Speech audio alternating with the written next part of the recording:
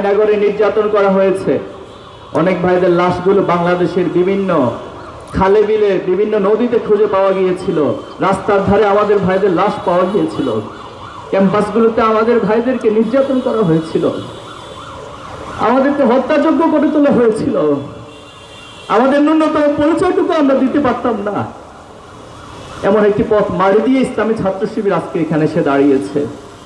আমরা আমাদের সকল শহীদ ভাইদেরকে, সকল নির্যাতিত পরিবারগুলোকে, যারাই প্রতিষ্ঠা লগ্ন থেকে আজকে পর্যন্ত তাদের মেধা, শ্রম, তাদের যোগ্যতা দিয়ে এই কাফেলাকে আজকে একটি মহিরূহে পরিণত করেছে, আমরা সকলকে শ্রদ্ধার সাথে স্মরণ করছি। তাদের জন্য আল্লাহর কাছে উত্তম প্রতিদান কামনা করছি। আল্লাহুম্মা আমিন।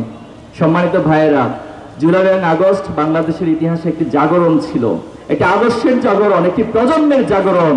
যে প্রজন্ম বারবার নির্যাতিত হয়েছে, ফ্যাসিবাদী কাঠামো দেখেছে, সেই প্রজন্ম যখন আবাবিল পাখির মতো জেগে উঠল, তখন এই বাংলাদেশের আধিপত্যবাদী যে শক্তি এবং ফ্যাসিবাদী শক্তির যে কাঠামো ছিল, যে সমীকরণ ছিল, সবগুলো সমীকরণ ভেঙে চুরমার হয়ে গিয়েছে।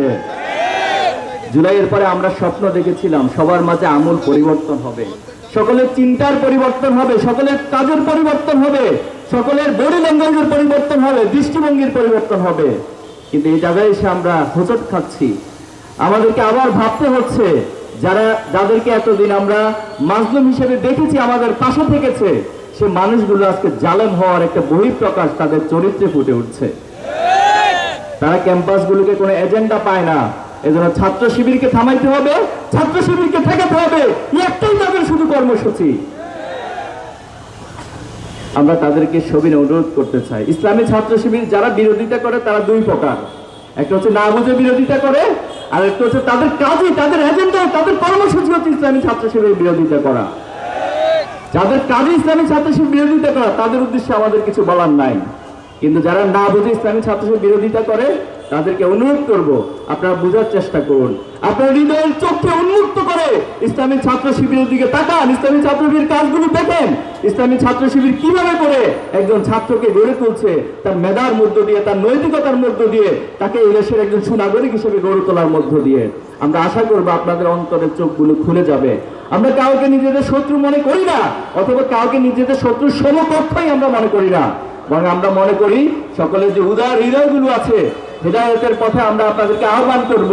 আমরা আপনাদেরকে এই বাংলাদেশকে সমৃদ্ধ বাংলাদেশ গড়ে তোলার জন্য ঐক্যবদ্ধভাবে নিজেদের যতটুকু যোগ্যতা আছে সেটাকে বিকাশ সাধন করে এই বাংলাদেশকে গড়ার জন্য আমাদের পাশে এসে ঐক্যবদ্ধভাবে দাঁড়ানোর জন্য আহ্বান করব।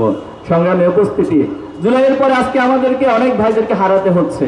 আমাদের শহীদ ওসমান বিন হাদি, যিনি এই শাহবাগী ফ্যাসিবাদের বিরুদ্ধে দীপ্ত কণ্ঠে সবসময় বলিষ্ঠ ছিল, ওনার কণ্ঠগুলোকে রুদ্ধ করে দেওয়ার জন্য আমাদের সামনে, এই জুলাই পরবর্তী প্রজন্মের সামনে প্রকাশ্যে দিবালোকে দিনে দুপুরে ওনাকে গুলি করে হত্যা করা হয়েছে।